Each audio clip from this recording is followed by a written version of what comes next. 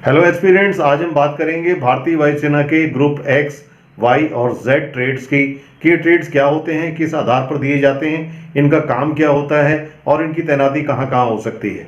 सबसे पहले बात करते हैं भारतीय वायुसेना के ग्रुप एक्स ट्रेड्स की। तो इसमें आपको बता दें कि इसके अंतर्गत उन वायु सैनिकों को सम्मिलित किया जाता है जो सफिस्टिकेटेड मशीन्स, वेपन्स या ट्रांसपोर्ट सिस्टम या और सिस्टम्स में काम करते हों या करने में दक्ष हों, इनको ग्रुप एक्स में रखा जाता है। इसके लिए minimum qualification 10+2 science stream, physics, maths के साथ होती है और मेडिकल असिस्टेंट के लिए ग्रुप में आपकी बायोलॉजी होनी जरूरी होती है। तो इसके सिलेक्शन के बाद आपको एक गहन ट्रेनिंग दी जाती है जो काफ़ी लंबी होती है।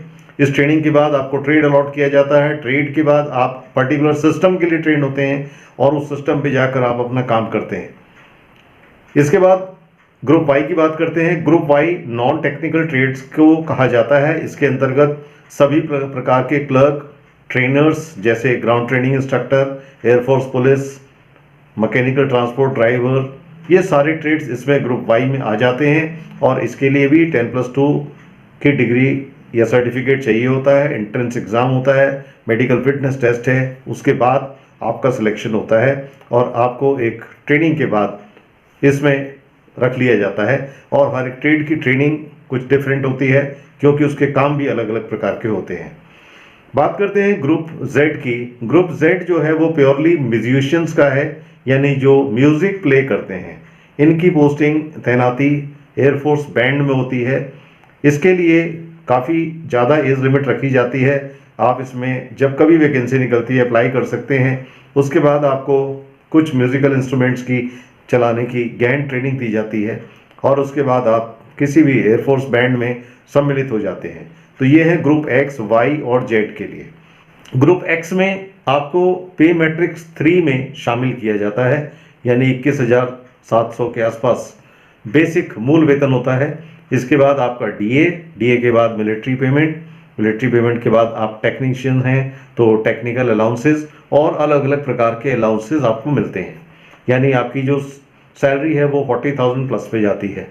डिपेंड करता है आपकी तैनाती कहाँ पर हुई है या क्या वहाँ पर भी कुछ अलाउंसेस हैं, वो सब आपको मिलते हैं। इस तरह से ग्रुप वाई के लोग वो भी इसी पे मैट्रिक्स पर जाते हैं, लेकिन उनकी कुछ अलाउंसेस इनसे कम होते हैं। इनका काम भी अलग प्रकार का होता है।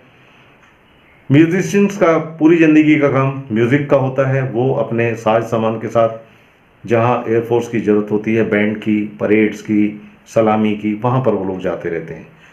तैनाती की बात करें, ग्रुप एक्स, ग्रुप वाई की तैनाती देश के अंदर कहीं भी हो सकती है और यहाँ तक कि विदेश में भी तैनाती के लिए आप लोग तैयार रहते हैं और इसके लिए आपने पहले ही साइन किए होते हैं कि हम कहीं भी देश और विदेश में अपने देश के हित के लिए, तैनाती के लिए तैयार रहेंगे।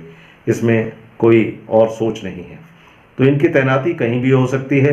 हर जगह का अपना एक टेन्योर होता है मिलिट्री नियम के अनुसार। वहाँ पर जाकर उस व्यक्ति को काम करना होता है। कुछ फैमिली स्टेशंस होते हैं, कुछ नॉन फैमिली स्टेशंस होते हैं, जहाँ जैसी सिचुएशन है वहाँ जाकर वैसे ही काम करना पड़ता है।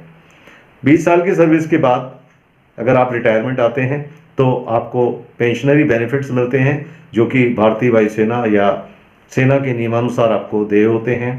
और यदि आप कंटिन्यू करते हैं, मेडिकली फिट हैं और आपकी सर्विसेज अच्छी हैं तो आप सुपर एनिवेशन तक, यानी काफ़ी लंबे समय तक आप अपनी सर्विसेज वहाँ दे सकते हैं। तो ये हैं ग्रुप एक्स, वाई और जेड। इसकी वैकेंसीज समय समय पर निकलती रहती हैं। इंडियन एयरफोर्स की वेबसाइट पर भी हैं और एम्प्लॉयमेंट न्यूज़ में अक्सर आती रहती हैं। तो जो एस्पिरेंट्स इसके लिए तैयारी कर रहे हैं वो नज़र रखें और इसके लिए अप्लाई करें। Thank you very much for seeing this video and subscribing my channel.